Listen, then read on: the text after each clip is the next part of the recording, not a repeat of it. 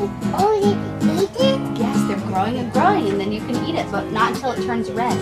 Así está rojo. It's an exciting enterprise, watching something grow out of nothing, especially when you finally get to share the taste of success with the community who helped bring your dream to life. So a group of friends and I came up with this question: if you had $1 million to give to your community, what would you do? And we all kind of simultaneously thought we would start a community garden.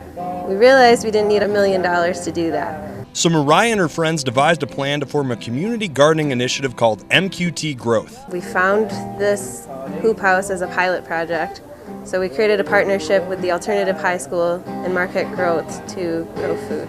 It was a perfect match 3 years in the making for Marquette Alternative High School, as they had been sitting on a grant since 2010. The Marquette Food Co-op and the Marquette County Health Department applied for state funding to provide 3 hoop houses to schools in the UP. One of them is here at Marquette Alternative High School, but that was just for the parts.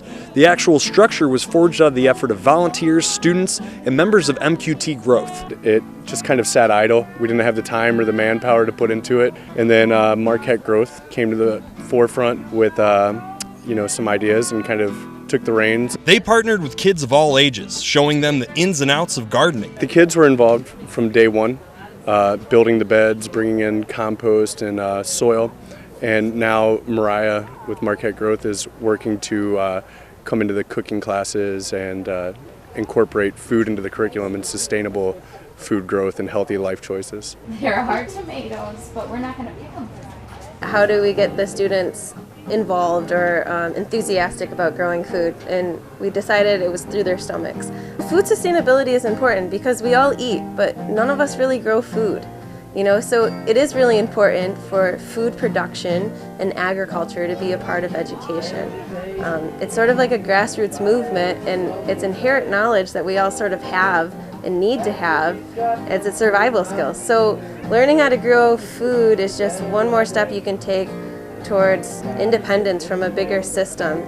We're at the end of all the trucking routes. So what happens if gas prices get too high or truckers go on strike?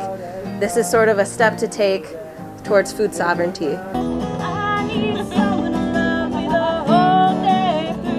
But it's not just for kids.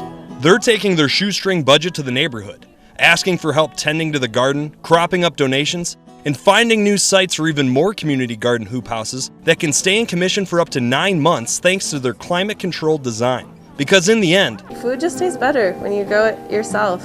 For ABC 10 and CW5, I'm Rick Tarsitano.